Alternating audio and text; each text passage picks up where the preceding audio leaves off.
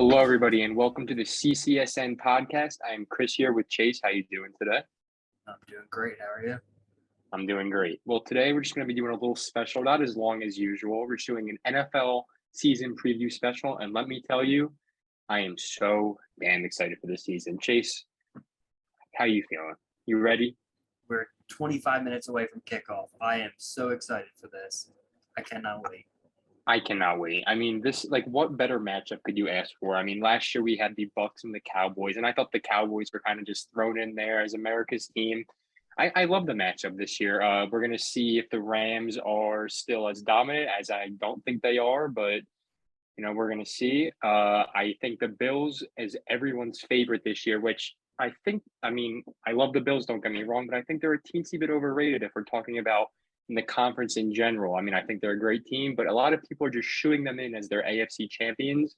And I don't think you can really do that, especially in the NFL today. So, what are your expectations for tonight, for the season, or for these two teams? I'm so excited to open it up with the Josh Allen game, especially because the last football that we watched from Josh Allen was literal perfect football, and he lost the game. A little bit disappointing. I think he's going to be out for revenge. I think they're going to kill the Rams on Thursday Night Football.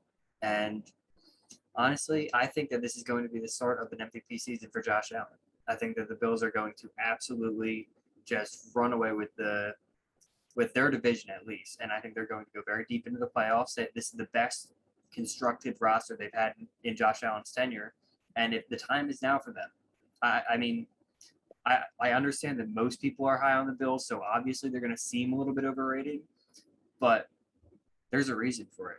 I mean, that is a perfectly constructed roster, in my opinion. Yeah, I think they're a great team, but I've just seen a lot of people saying that they're just going to bulldoze through the AFC, and I think there are a lot of capable teams out there. I think Yeah, you can't say that. Yeah. I mean, are they my favorite in the AFC? Yes. Like I totally agree with everybody out there.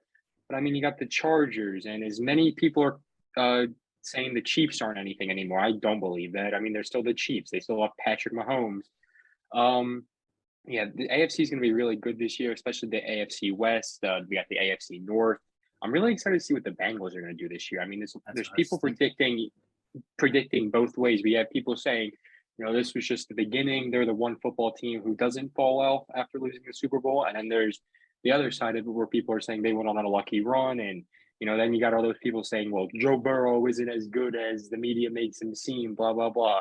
And I'm just really excited to see how this goes down. I'm really excited to see if Zach Taylor can be good, because I still don't think Zach Taylor is that good, to be honest. I mean, he was the coach of the Super Bowl team, but I mean, you look at that offense, and a lot of it was predictable, but Jamar Chase was just that good. Like, he was just that much better than the cornerback, in my opinion. And they have the best receiver, not the best receivers in the league, but top three, top five duo in the league. And that helps a lot. So I'm really excited to see if Zach Taylor can improve or if he's the same guy.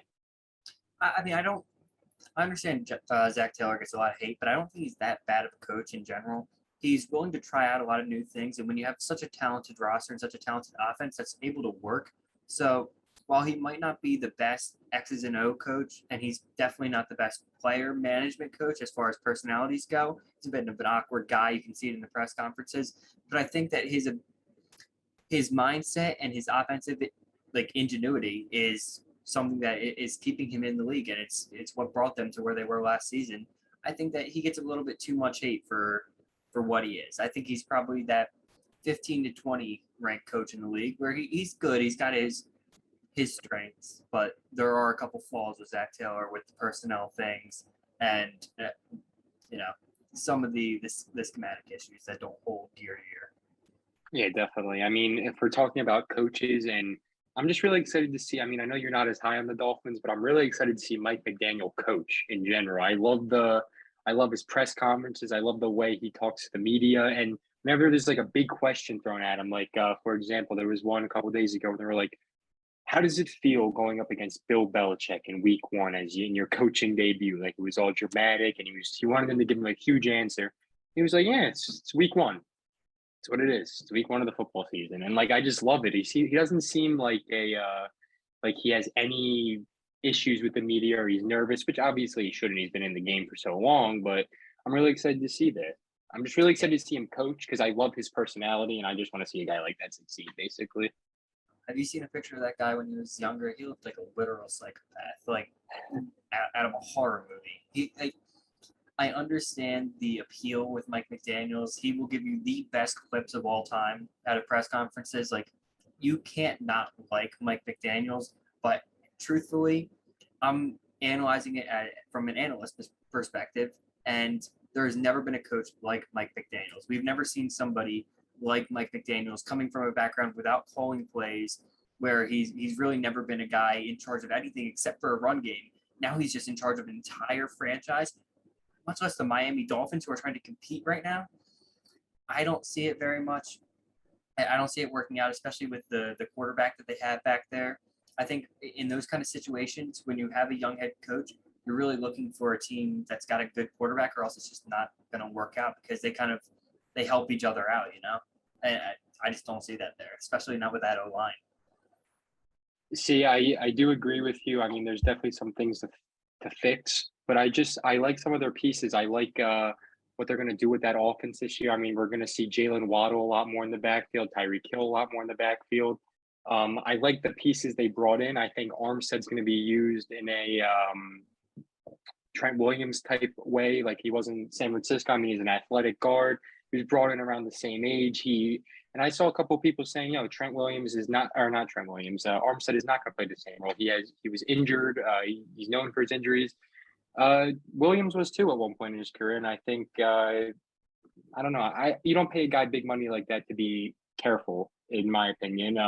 But another interesting thing that we talked about, and this kind of has to do with the Dolphins, is Lamar Jackson and his contract extension. They have literally like a day to get it done. He set the deadline for this Friday, and I truly believe that if that extension is not signed, he's not going to be a Raven next year. And there's really no better offense in the Miami Dolphins for him to be in that. So I think that'd be fun with Mike McDaniels. Yeah, it's so hard to predict the Lamar Jackson situation because what quarterback like him has ever reached the open market, and that's what it's trending towards right now. I mean, there's the possibility of a franchise tag, which I think if you're the Ravens, you're looking at it, and the pressure for the Friday deadline kind of comes off considering there is the franchise tag. But I don't know if Lamar is willing to play under the franchise tag. It would probably for him, because it's about the like the AAB projected for him. It would probably be about $40 million for Lamar, which that's a lot of money to play on, but it's a 1 year deal. He's going to be looking for long-term security. That's what these contract negotiations are all about. So I think you might be onto something when you're saying he could be going to the Dolphins because, his hometown, there's already the Twitter rumors about it where he's liking tweets of himself in another uniform. But I feel like it's too early in the process to see like go back about 2 years or a year and Deshaun Watson was a Miami Dolphin. Like go back a few months, Tom Brady was a Miami. I know he was like retired, but like there was that he was a Miami Dolphin. Like this is very much a team that's always in play for the big quarterback or something, and it's Tua Tagovailoa that's under center right now. And as long as Tua Tagovailoa is under center, and as long as Stephen Ross is their general manager and owning this team, I can't bet on the Dolphins to be anything better than they were. And that's why when you're bringing in a guy like Mike McDaniels, you're just adding another if into the equation. Like there's so many ifs with the Dolphins that I'm not going to bet on that. Yeah, I definitely wouldn't bet on them to win the Super Bowl or anything. Like obviously, they're not a Super Bowl contender to me. I But wouldn't bet on them to do anything. The Super Bowl, obviously the Dolphins are winning the Super Bowl. No, I would not bet on the Dolphins to even make the playoffs. I would not bet on them to be above 500. There are so many ifs on this team that even being a winning team, the path of them being a winning team is so unimaginable in my head.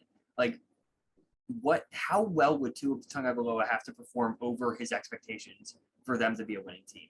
See, I completely disagree. I see them winning 9 to 10 games because I think Mike McDaniel is going to make Tua not look a lot better, but make his job a hell of a lot easier because the offense that they ran in San Francisco last year helped Jimmy G look a lot better. It's going to be a lot of RPOs, a lot of running, and he already came out and said, we are going to run the ball 30 times on Sunday. Like he literally said that to the public. I mean, like I know like it could be some type of mind games or whatever, but I really don't see a world where that doesn't happen. I think there's going to be a lot of there's going to be a lot of easy plays for this guy. Who's And their you have two of the RB1? Chase Edmonds? you have Chase Edmonds, you have Mozart, but you have these two guys who are still very fast.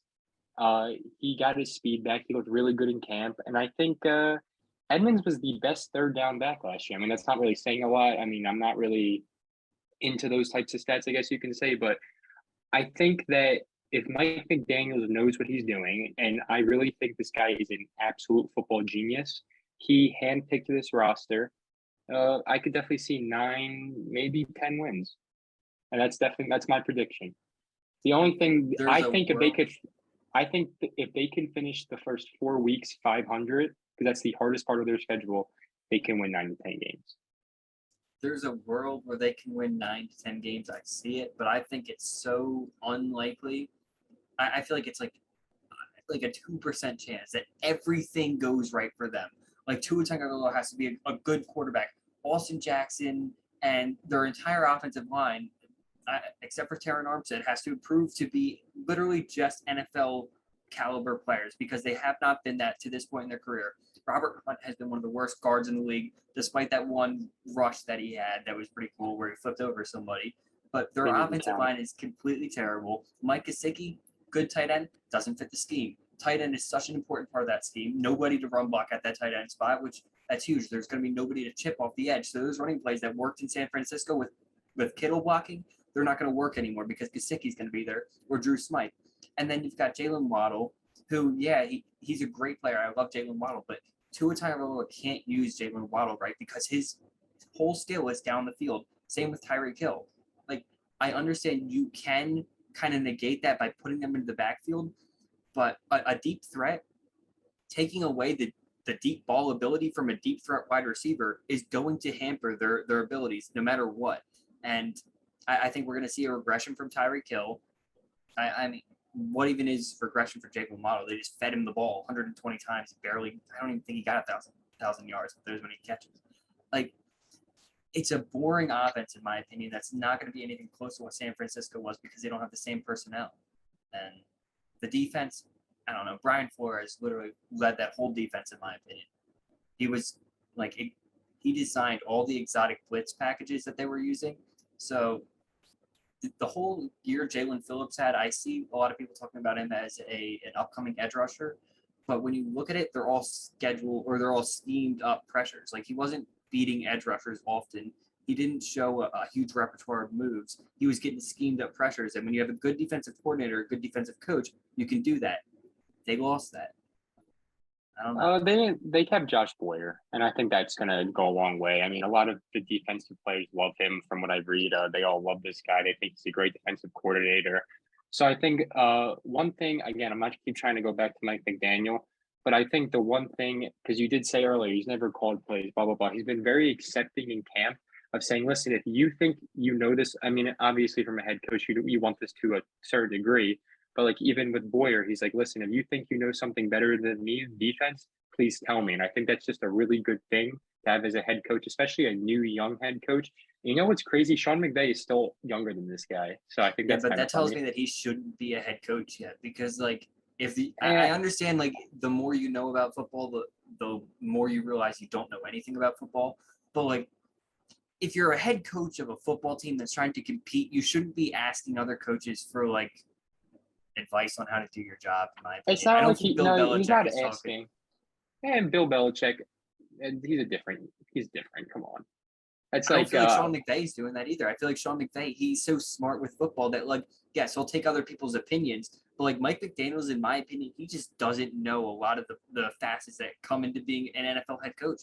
Like he has never worked on the defensive side of the football in his career. Never worked on the defensive side of the football, and he's only worked as a run game coordinator. So he's so limited. The Dolphins are really he's just. offense coordinator. I'm He's sorry. offense Yes, coordinator. that's true. You're right.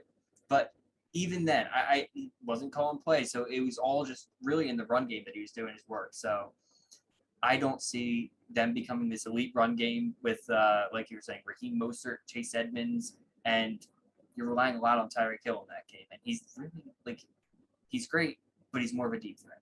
So Yeah. I I think think that's we've the kind of whole exhausted the Dolphins, though.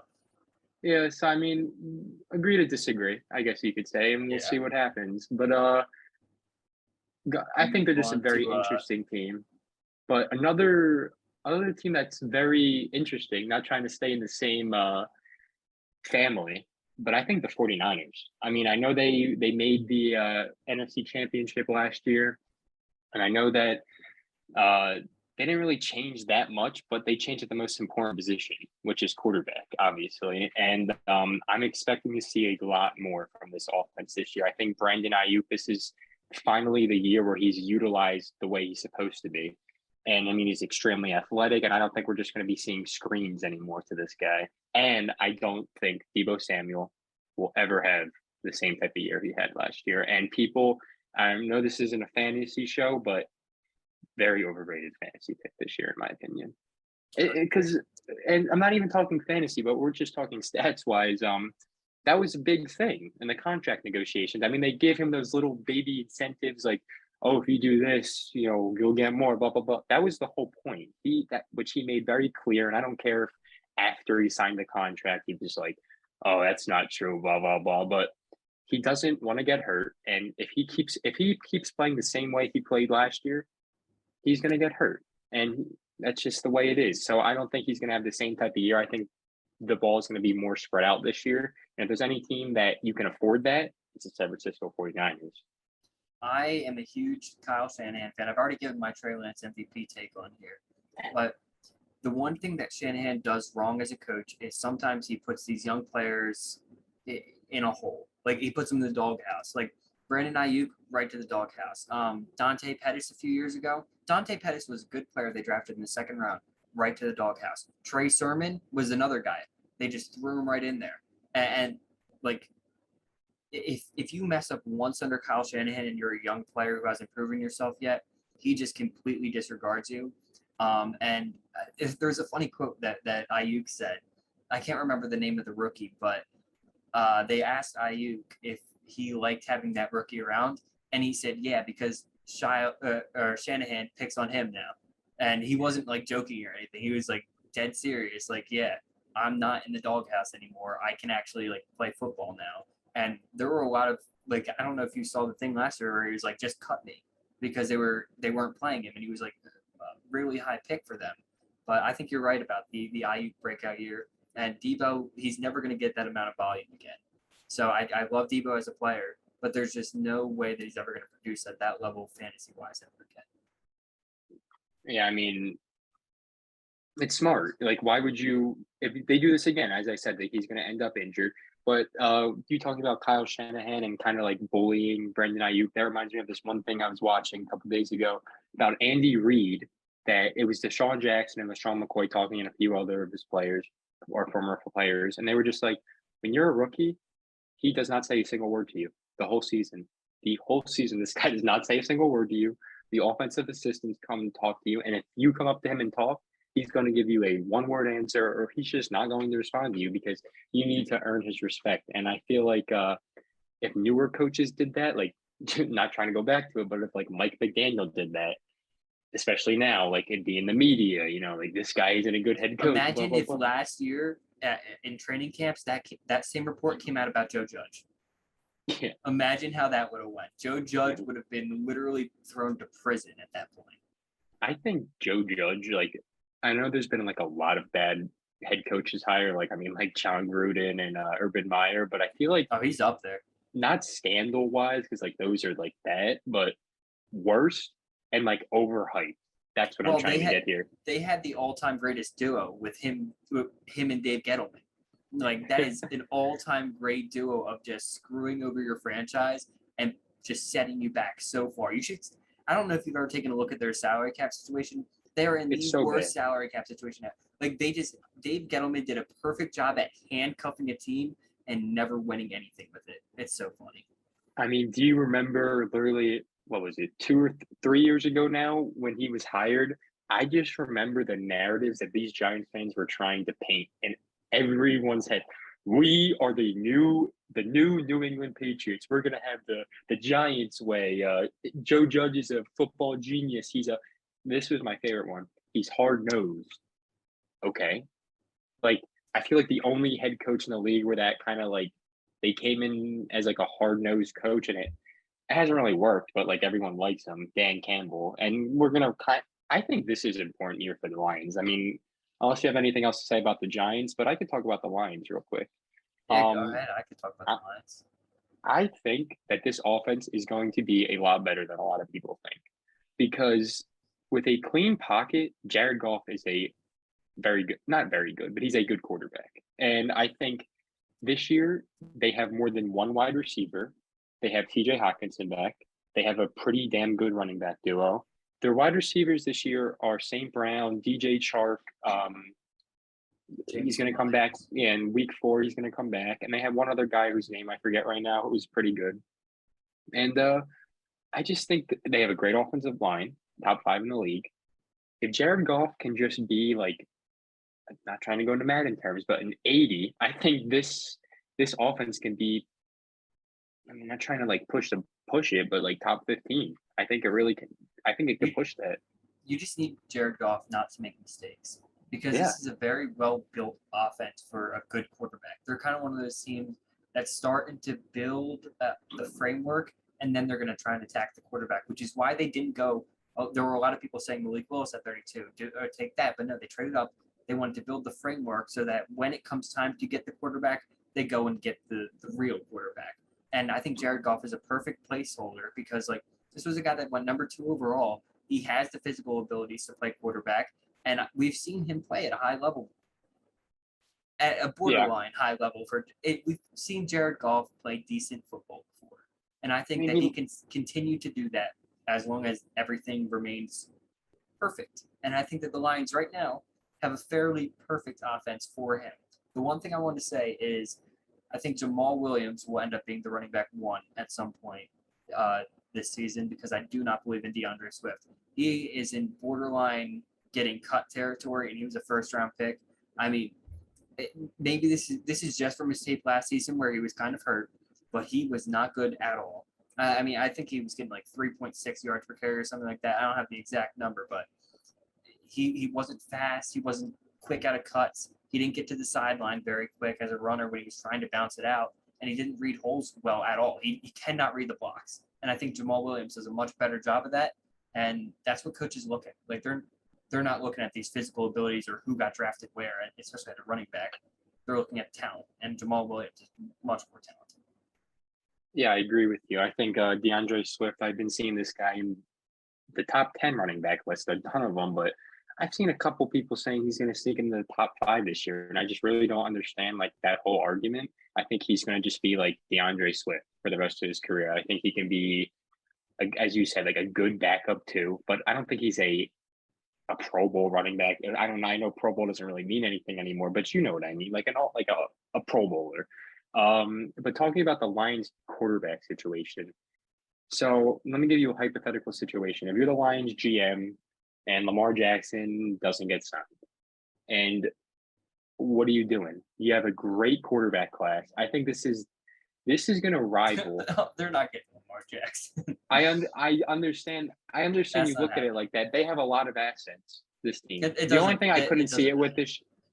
eh, Wherever Lamar goes, especially if he's franchise tag, it's a no trade clause. So wherever Lamar goes, he's going to have to agree to go. And I don't think Lamar is going to agree to go very many places. I think if Lamar leaves, it's probably to Miami or a team like that, or I don't know, a big market team, not the Detroit Lions. He will Yeah, not I be going to the guess. Detroit I Lions. guess if you're looking for that, and look at it that way, like if what he's looking at, but I think that would just be great for them. I mean, offensive line, weapons, but we're talking about the quarterback situation anyway. I think they're playing it great. You have Jared Goff on 2 years left, and if he's good, he's good. Good, that's good. But if he sucks, and you can get a Bryce Young or a C.J. Stroud or a Will Levis, I Or mean, Anthony Richardson. or Anthony Richardson, yeah. Now, you have 4 options right there. I mean, obviously, when we get more towards the draft, we're going to really see like who the top dogs are. But you sit him for a year, in my opinion, the backup QB. You let Jared Goff play his last year out because honestly, I think that road is the best road to take if you can take it as a franchise. Because I feel it has to be like they have to be really good to be thrown in there. I mean, you could look at a lot of first not first pick quarterbacks who struggled early. You have Trevor Lawrence, obviously had a terrible situation. Joe Burrow struggled early on. There's a lot of circumstances where that happens. So I think if you could get this guy in the league, let him sit on the bench, really learn the game from a sideline view, it helps your team so much in the long run. Yeah, I definitely agree. It's always funny to see people say, "Well, all these quarterbacks that come out, they always suck." Well, it's funny because the teams that get them suck. They are in a position to get a young quarterback that's high in the draft because they suck at developing players, because they're not able to put themselves in a position to win, and they're not able to develop their own quarterback that's already on their roster. Most of the time, there are a couple exceptions out there, like the Colts when Peyton Manning retired.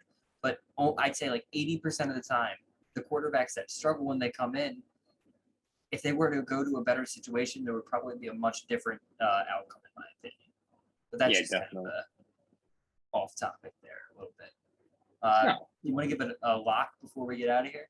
A few I was locks? gonna say give a lock, but then we should end it on our pre-season Super Bowl prediction, the Okay. matchup and who's the winner.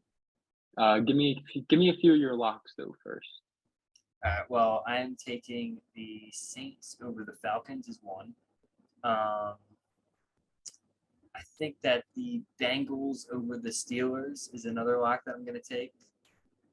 Niners over the Bears. Um, Bills over the Rams tonight. Titans over the Giants. And I think I'm going to cut it there. I'm not going any farther. I think five. That's my 5 leg parlay there. Put it together, you're winning.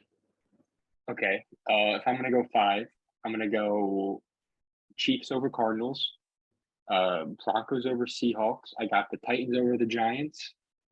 I have Ravens over Jets, and my hot take, if like I have to put one more in there to get the money up a little more, even though they're at home, I'm going Vikings over Packers, and I believe that I too. get that. Yeah. I think honestly, I think the Packers offense is going to have the same week one that they had last year. I think it's They're going to very be hurt worse right though. now. Yeah, They're hurt and right now. They're like Bakhtiari's not Bakhtiari's even not playing. playing. Yeah, Mm-hmm. so I just think the Vikings are kind of gonna. I think they're gonna kind of bulldoze them if I'm being honest. I mean, they're healthy right now. I don't think the Vikings are going to be healthy all season, but they're healthy right now, so they're a pretty good team right now. So I think that's just going to happen. But Super Bowl pick. Uh, Give me yours. You've got to start with that because you're pressing it I on me I real pressed it. quick. Okay. But All right. So if I'm going Eagles out of the East, or not the East. Out of the NFC, and then the AFC. I mean, I know it, if we're just talking straight healthy, like I'm not putting anything into this. I got to go Bills because if we're going straight healthy, I'm going Bills. But actually, no, I'm going to change that. I'm going to go Chargers because I was a big Justin Herbert guy before the draft, and I still that holds a little bit in my heart. And I think the Chargers beat the Eagles, though. okay, I have the Niners coming out of the NFC, and I want to go with the Bills, but like you said, that's very boring. So let it be on record that it. No, no, you know what? I'm going 49ers Ravens. That'd be I'll very fun. scratch the That would Bills. be I'm very thinking fun. 49ers Ravens rematch, by the way. Yeah. We've seen this before, but I think that would be. I think this is Lamar Jackson's revenge tour. I think that this is almost identical to the Patrick Mahomes situation if Trey Lance is anything like I think that he is, and I think it's just perfect this season. I love the Ravens' construction of their roster. I love the Niners' construction of their roster. Both of their head coaches are in my top 6 head coaches, and I mean I think this is their year. Imagine if they don't extend him and he leads them to the Super Bowl and like wins MVP. Like that would just be I kind of hilarious. feel like they extend him in the next few days or in the next few hours here. Like I I'm mean, gonna. I feel like I'm going to check my phone and see a 7-year, $280 million contract extension for Lamar Jackson here soon. the thing is, he deserved it. I just don't know why it's taken so long. It's being too dramatic. I mean, you were talking about him like in the tweets. I think he's kind of just doing that to raise the crowd up a little bit. Get everyone Oh, behind him. absolutely, But absolutely. We have kickoff in a few minutes. I am really excited about tonight's game. That's all. Guys, thank you again for tuning into the CCSN podcast. Make sure to follow us on Instagram and Twitter at CCSN Sports. Guys, thank you so much, and we'll see you again.